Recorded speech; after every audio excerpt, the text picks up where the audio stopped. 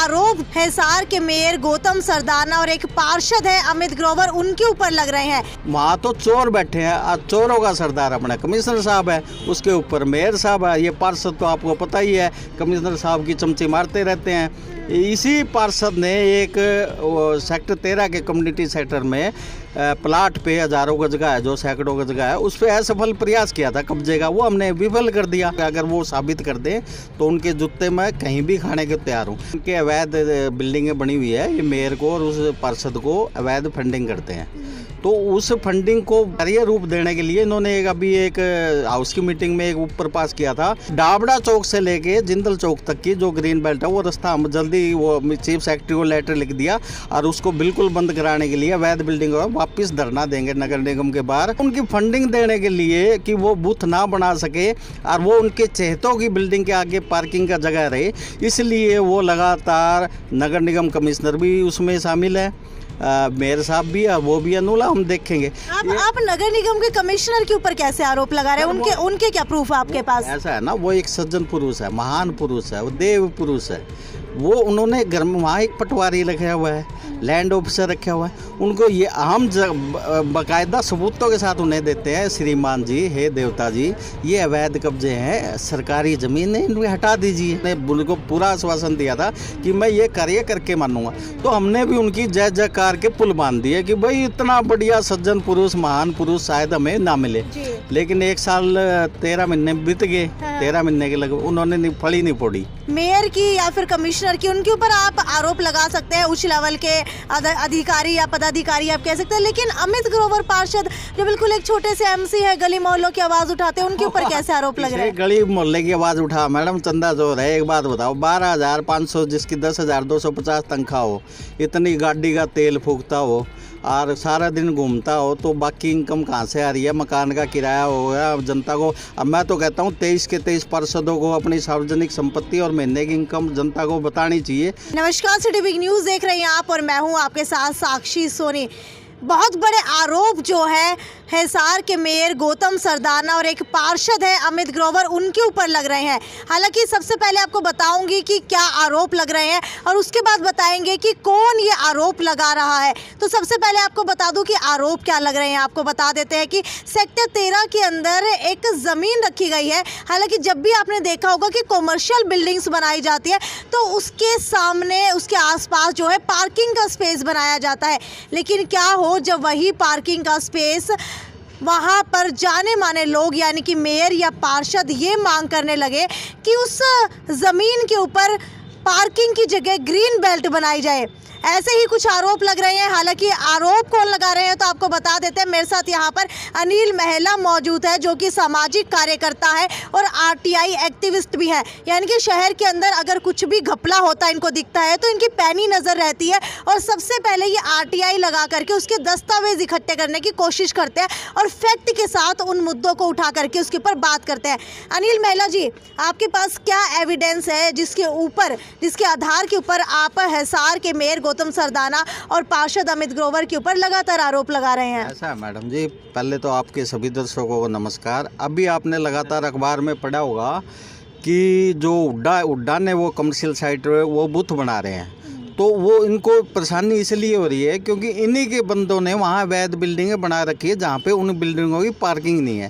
पहली बात, आपको बिल्डिंग कोड के हिसाब से हर कमर्शियल बिल्डिंग की पार्किंग होनी चाहिए। अब वो पार्किंग नहीं है, वो हुड्डा की ज़मीन है, हुड्डा वहाँ बूथ काटन लग रहा है, तो इन्हें एक अचानक ग्रीन बेल्ट की और पार्किंग की याद आ गई इनको।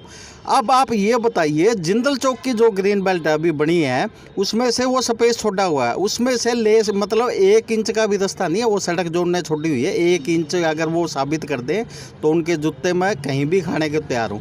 वहाँ से तो उन्होंने मोटे पैसे लेकर बहुत बड़ा दावा किया है कि ये जूते खाने के लिए तैयार है। हाँ बिल्कुल बिल्कुल, मैं तो बहस करने के लिए तैयार हूँ। अगर कोई भी अपने आप को समाज सेवी या नेता या अधिकारी जो भी मेरे साथ बहस करना चाहे, अवेलेबल हूँ 24 घंटे, आप कभी भी बुलाओ, उनको लिए कोई दिक्कत नहीं है। वो 1 इंच का भी रास्ता नहीं है, सारी अवैध बिल्डिंगें बनी हुई है क्योंकि रिहायशी एरिया है, कमर्शियल बन नहीं सकती। उन्हीं लोगों की वहाँ पे कुछ लोगों की बिल्डिंग है। तो ये क्या है कि ये इनको फंडिंग करते हैं इलेक्शन के अंदर। ये लोग कौन किसको फंडिंग करता है? जिनके अवैध बिल्डिंगें बनी हुई है, ये मेयर को और उस पार्षद को अवैध फंडिंग करते हैं। तो उस फंडिंग को मतलब करियर रूप देने के लिए इन्होंने अभी एक हाउस की मीटिंग में एक ऊपर पास किया था कि ग्रीन बेल्ट का उन अवैध बिल्डिंगों को रास्ता दिया जाए। अच्छा। लेकिन वो मिलेगा नहीं, क्योंकि हम चीफ सेक्रेटरी को पहले दे दें ग्रीन बेल्ट और सार्वजनिक जगह, मतलब आप वो जगह दे सकते हो जो खाली पड़ी हो, उसमें कोई दिक्कत नहीं है। अभी 2 एकड़ 3 महिला एकड़ जी, अगर ग्रीन बेल्ट की बात की जाए तो ग्रीन बेल्ट क्या सरकारी जमीन के ऊपर ही बन सकती है, प्राइवेट जमीन के ऊपर भी बन सकती है? ग्रीन बेल्ट सरकारी जगह होती है। दूसरी बात, वो नक्शे में पास है, सब कुछ है, उसको चेंज नहीं कर सकते आप किसी भी कीमत पे, चाहे कितना बड़ा अधिकारी हो, कितना बड़ा नेता हो, ग्रीन बेल्ट को आप छेड़ नहीं सकते। तो उन्होंने वो एकदम ग्रीन बेल्ट की याद आ गई, वहाँ पे तो ग्रीन बेल्ट पे उन्होंने छुड़ा दी कम से कम 20-25 फुट। और डाबड़ा चौक से लेके जिंदल चौक तक की जो ग्रीन बेल्ट है, वो रास्ता हम जल्दी वो चीफ सेक्रेटरी को लेटर लिख दिया और उसको बिल्कुल बंद कराने के लिए अवैध बिल्डिंग वापस धरना देंगे नगर निगम के बाहर। तो हम ये कार्य करेंगे। तो वो उनकी फंडिंग देने के लिए कि वो बूथ ना बना सके और वो उनके चहेतों की बिल्डिंग के आगे पार्किंग का जगह रहे, इसलिए वो लगातार नगर निगम कमिश्नर भी उसमें शामिल है, मेयर साहब भी है, वो भी अनुला, हम देखेंगे। आप नगर निगम के कमिश्नर के ऊपर कैसे आरोप लगा रहे हैं? उनके क्या प्रूफ है आपके पास? ऐसा है ना, वो एक सज्जन पुरुष है, महान पुरुष है, वो देव पुरुष है। वो उन्होंने घर में वहाँ एक पटवारी रखा हुआ है, लैंड ऑफिसर रखा हुआ है, उनको ये हम बाकायदा सबूतों के साथ उन्हें देते हैं, श्रीमान जी, हे देवता जी, ये अवैध कब्जे हैं, सरकारी ज़मीन है, इनको हटा दीजिए। लगातार आपके सामने धरना भी दिया था और उनके धरना उठाने से पहले उन्होंने उनको पूरा आश्वासन दिया था कि मैं ये कार्य करके मानूंगा। तो हमने भी उनकी जय जयकार के पुल बांध दिए कि भाई इतना बढ़िया सज्जन पुरुष, महान पुरुष शायद हमें ना मिले। लेकिन 1 साल 13 महीने बीत गए, 13 महीने के लगे उन्होंने फली नहीं फोड़ी। ठीक है, तो इतने देवता पुरुष है, जब वहाँ उनका पटवारी है, लैंड ऑफिसर है। दूसरी चीज़ और बताता हूँ, ये मॉडल टाउन का एक भाई ने लेटर दिया है। मॉडल टाउन, पहले इसी मुद्दे के ऊपर बात कर लेते हैं। नगर निगम कमिश्नर के तारीफों के पुल तो अक्सर अधिकारी बांधते हुए दिखाई देते हैं, तो क्या आपकी मांग स्पेशल नहीं सुन रहे या फिर किसी की नहीं सुनते हैं? ऐसा है जी, मैं करता हूँ जनहित की बात। जनता, मेरा पर्सनल किसी भी समस्या से कहीं भी कोई लेना देना नहीं है। अभी मैंने एक RTI लगाई थी, वहाँ DC महोदय ने भी यही लिखा है कि ये सामाजिक मुद्दे उठाता है और जोर शोर से उठाता है, उन्हीं बिंदुओं की बात करता है जो जनता से जुड़ी हुई है। अच्छा, क्या आपके पास कोई नोटिस भेजा है DC ने? आपको बता देते हैं कि अनिल महिला जी है ना, उस चीज़ की बात कर रहे हैं। मान लीजिए अगर आप कैंप चौक से डाबड़ा चौक की तरफ जाते हैं तो बीच के अंदर जो भी कमर्शियल बिल्डिंग होगी, वहाँ पर आपने एक भी कमर्शियल बिल्डिंग के ऊपर ये नहीं देखा होगा कि किसी की भी पार्किंग बनाई गई है, जिसकी वजह से जाम जैसी स्थिति लग जाती है। अगर एम्बुलेंस की बात की जाए तो एम्बुलेंस को निकलने के अंदर आधा घंटा लग जाता है, जिसकी वजह से कोई भी पेशेंट जो है किसी भी टाइम भगवान को प्यारा हो सकता है। तो उसी चीज़ का तोड़ निकालने के लिए इस वक्त अनिल महिला जी इस तरीके के सामाजिक मुद्दे उठा रहे हैं। हालांकि दिखा भी रहे हैं कि DC ने इनकी बेहद ज़्यादा तारीफ किया है। एक बार आपको पढ़ के भी सुना दूं कि ये देखिए, अपीलार्थी मेहनती सामाजिक वरिष्ठ RTI कार्यकर्ता है, वो आमजन की समस्याओं से संबंधित बिंदुओं को बड़ी जोर शोर से उठाते हैं और अपने क्षेत्र के निवासियों की समस्याओं के समाधान में भी बढ़ चढ़ के भाग लेते हैं और प्रशासन का भी पूर्ण सहयोग करते हैं। हालांकि ऐसे ही तारीफों के बाद जो है अनिल महिला जी फिर 3-4 मुद्दे और उठा करके लाए हैं। अनिल महिला जी, मुझे ये बताइए, कौन से कब्जे की आप बात कर रहे हैं? ऐसा है मैडम जी, ये अपना वो मॉडल टाउन है, गुरुद्वारा, वो रिहायशी कॉलोनी है, उसमें 300 गज पे सुप्रीम कोर्ट ने कब्जा हटा चुके हैं, लेकिन वो हटा नहीं रहे। 4 दुकानें हैं जहाँ पे JE से लेके ME तक किराया वसूलते हैं। उनका ये बता दिए भाई उनका हाउस टैक्स किसके नाम से जाता है। मतलब करोड़ों रुपए जब आपने LO रखा हुआ है, लैंड ऑफिसर नगर निगम के अंदर है, तो अपनी ज़मीन की पैमाइश क्यों नहीं करवाते? सड़कों से अवैध कब्जे क्यों नहीं हटवाते? आखिर मामला क्या? एक बात बताओ मैडम जी, माल खावा बांदरी, डंडे खाए रीछ, ये कहावत है। तो बांदरी तो ये हो गए कमिश्नर साहब हो गए, 23 पार्षद हो गए, मेयर हो गए, विधायक हो गए, रीछ होगी आम जनता जो परेशान रहती है। रोड पे पार्किंग नहीं होती तो लोगों की गाड़ियाँ होगी तो वो परेशान कि मतलब जाम में फंसे रहते हैं, फ्यूल भी है, पोल्यूशन भी होता है और टाइम भी वेस्ट होता है। तो जनता परेशान क्यों है? माल तो ये खा गए। जब आपने नक्शा पास कोई करते हो तो उसमें बिल्डिंग, कमर्शियल बिल्डिंग कोई भी हो मैडम, जहाँ अगर 10 मंजिली या 5 मंजिली या 20 दुकानें जहाँ बनने हो, पार्किंग अवेलेबल होनी चाहिए। बगैर पार्किंग के आप नक्शा नहीं बना सकते। लेकिन बिल्डिंग जो इंस्पेक्टर मतलब वो है, वहाँ तो चोर बैठे हैं, आज चोरों का सरदार अपना कमिश्नर साहब है, उसके ऊपर मेयर साहब है। ये पार्षद तो आपको पता ही है, कमिश्नर साहब की चमची मारते रहते हैं। इसी पार्षद ने एक सेक्टर 13 के कम्युनिटी सेक्टर में प्लाट पे हज़ारों गज का है, जो सैकड़ों गज का है, उस पर असफल प्रयास किया था कब्जे का, वो हमने विफल कर दिया। तो हम हर जनता के हित की आवाज़ उठाते हैं। साझा मोर्चा मैंने बना रखा है, उसका एक ही मिशन है कि हिसार से जन समस्या। जी, अगर बात की जाए मेयर की या फिर कमिश्नर की, उनके ऊपर आप आरोप लगा सकते हैं, उच्च लेवल के अधिकारी या पदाधिकारी आप कह सकते हैं, लेकिन अमित ग्रोवर पार्षद जो बिल्कुल एक छोटे से एमसी है, गली मोहल्लों की आवाज़ उठाते हैं, उनके ऊपर कैसे आरोप लग रहे हैं? गली मोहल्ले की आवाज़ उठा मैडम, चंदा जोर है। एक बात बताओ, 12,500 जिसकी 10,250 तनख्वाह हो, इतनी गाड़ी का तेल फूकता हो और सारा दिन घूमता हो, तो बाकी इनकम कहाँ से आ रही है? मकान का किराया हो गया जनता को। अब मैं तो कहता हूँ 23 के 23 पार्षदों को अपनी सार्वजनिक संपत्ति और महीने की इनकम जनता को बतानी चाहिए कि भी मंथली इनकम कहाँ से आ रही है। अब मेरी भी इनकम है, मैं अपने उस हिसाब से खर्चा करता हूँ। तो आदमी को, एक मेयर हो चाहे विधायक हो, सबको अपनी इनकम बतानी चाहिए जनता को कि मेरे पास पैसा यहाँ से आ रहा है और एक नंबर का आ रहा है, जनता को पता तो चले। ठीक है महिला जी, अगर आपकी बात की जाए तो आज तक लोगों ने देखा है कि अनिल महिला लोगों की आवाज़ उठाते नजर आए हैं, लेकिन लोगों को ये नहीं पता कि अनिल महिला काम क्या करते हैं। आप एक बार बता सकते हैं कि आप क्या काम करते हैं और आरटीआई आप लगाते हैं इतनी सारी, पैसा कहाँ से आता है? हाँ, मेरे पास पैसा ऐसे मैडम, मैं जनरल इंश्योरेंस करता हूँ, जिसमें हेल्थ भी है, व्हीकल भी है, दुकानों का, मकानों का, फैक्ट्रियों का है। तो मैं अपना गुजारे लायक मैं अच्छा कमा लेता हूँ। तो और उसके अलावा मैं फालतू, आपने कभी भी देखा हुआ मेरे को तड़क भड़क की अवस्था में आपने कभी नहीं देखा हुआ। तो मैं जैसी अवस्था में हूँ वैसे ही चल जाता हूँ। मुझे कोई इस चीज़ का शौक़ नहीं है। मुझे एक ही मात्र शौक़ है कि हमारा हिसार स्वच्छ हो, सुंदर हो और भ्रष्टाचार मुक्त हो और समस्याओं रहित हो। लेकिन कुछ लोग तो आरोप लगाते हैं कि अनिल महिला भी पैसे खाने की फिराक में कहीं ना कहीं घूम रहे हैं, क्योंकि एक आम आदमी क्यों इतने मुद्दे उठाएगा, क्यों आरटीआई लगाएगा? देखो मैडम, अगर वो कह रहे हैं तो अच्छी बात है, मैं भगवान उनका भला करता हूँ कि मेरा खाता नंबर 3164 है, बैंक ऑफ इंडिया में, एक पीएनबी में है। आप लोगों की बड़ी मेहरबानी होगी, आप लोग अगर पैसा डाल दें, क्योंकि आपकी बात को भी सामर्थ्य मिलेगा कि हमने अब पैसा दिया। मैं तो तैयार हूँ। अगर कोई ऐसी बात कहता है कि भी मैं पैसा खाने की फिराक में हूँ और कोई मुझे देना चाहता है तो दे अवेलेबल है, लेकिन एक नंबर में दे, मेरा खाता नंबर ले, उसमें डालें। रही बात, मैं इस मुद्दे क्यों उठाता हूँ, मेरी एक बचपन से ही आदत है कि मैं हर गलत चीज़ के खिलाफ आवाज़ उठाता हूँ, चाहे वो मेरे परिवार की हो या बाहर की हो, समाज की हो, शहर की हो, देश की हो, मुझे उससे कोई फ़र्क नहीं पड़ता। दूसरी बात, राजनीति में मेरी रुचि है, तो सीधी सी बात है, हम जन समस्याओं को मुक्त करके हिसार में लोगों को एक ऐसा चेहरा देना चाहते हैं कि जो आपकी समस्या मुक्त कर देगा। और उसके लिए मैं, आपको पहले ही पता है कि मैं विधायक का इलेक्शन में पर्चा भराया था और आगे भी भरूंगा।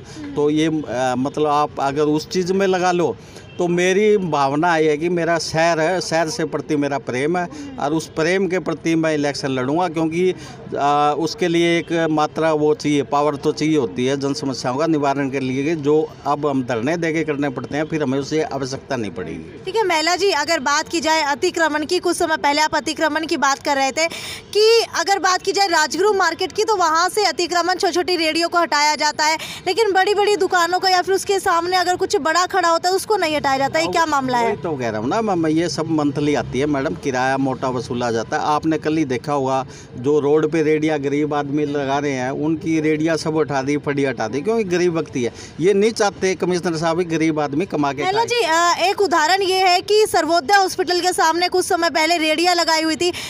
कमिश्नर वहाँ जाते हैं, एक यूट्यूब चैनल वाले को बुलाते हैं, वीडियो बनती है और उसके बाद कहीं ना कहीं जो है वो पॉपुलर हो जाते हैं कि वहाँ पर आकर के वो रेडिया उठाते हैं। अगले दिन जो है रेडी चालक जो है नगर निगम के अंदर जाते हैं और कहते हैं कि हम गरीब आदमियों की रेडी क्यों हटवाई जाती है। तो ये सारी की सारी मार गरीब आदमी को ही को झेलनी पड़ रही है। मैडम जी, वो भी क्या था कि वो हमारे जो कमिश्नर साहब है, इनको आजकल प्रचार की बहुत ज़्यादा ज़रूरत है। पर ये मतलब अपने सारे जो इलीगल कार्य है उसको पर्दा डालने के लिए जनता में एक अपनी छवि छाप ब्रांड एम्बेसडर बना दिया। जिन्होंने फली तक नहीं फोड़ी, कभी खड्डा तक खोदा नहीं, उनको ब्रांड एम्बेसडर बना रखे। आपके सामने ये स्वच्छता का उनका दो को हरी सिंह जी, सैनी हरी सिंह जी को छोड़ गया और एक कोई माटा वो है उस साइड का, मिलगेट साइड का डॉक्टर है कोई बाटी, उसको छोड़ के सारे फली फोड़े। मतलब इसके जो चेते हैं पैसे वाले हैं उनको ब्रांड एम्बेसडर बना रखे हैं, क्योंकि ये छवि चमकाना चाहते हैं पैसे के दम पे।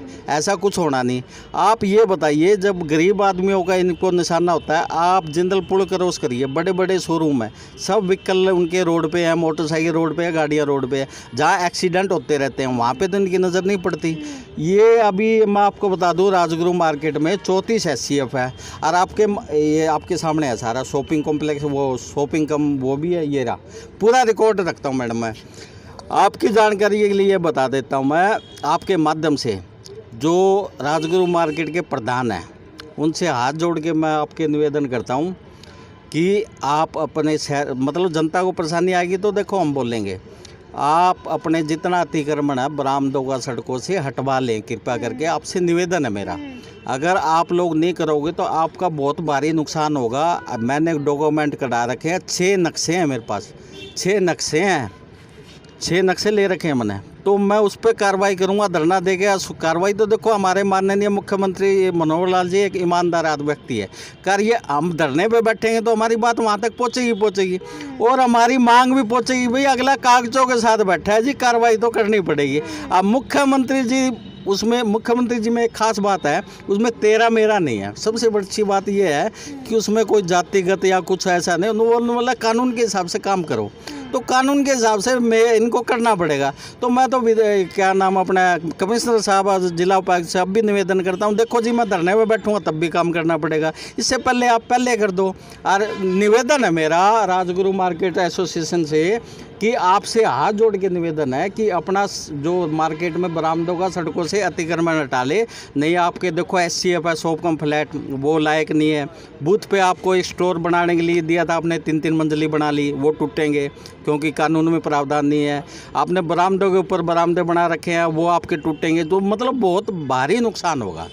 और उसके लिए मैं आप लोगों से हाथ निवेदन करता हूँ, देखो कागज मैंने निकाल लिए, आप कहीं भी जाना कार्रवाई तो देखो, मैं धरने में जब बैठूंगा तो मुझे नहीं पता है कि मैं 2 साल बैठूंगा, 3 साल बैठूंगा, तो उठूंगा जब तक कार्रवाई नहीं होगी। बिल्कुल दूसरे अन्ना हजारे बनने की फिराक में लग रहे हैं अनिल महिला। मैडम अन्ना हजारे या उससे मेरा कोई लेना देना नहीं है, मैं गलत चीज़ का विरोध दूंगा। अभी तो मैं आपके सामने इनके हाथ जोड़ के निवेदन कर रहा हूँ, अगर ये मान जाते तो ठीक है, नहीं तो आपकी जानकारी के लिए बता दूँ, 1 जनवरी 2022 को नगर निगम के बाहर 2 घंटे कंटिन्यू, जब तक ये अवैध कब्जे, अतिक्रमण और भ्रष्टाचार खत्म नहीं होगा, मैं वहाँ बैठा रहूँगा, चाहे 2 साल लगो, 3 साल लगो, 5 साल लगो, लेकिन कार्रवाई करवा के मानूंगा, वो भी कागजों के आधार पर।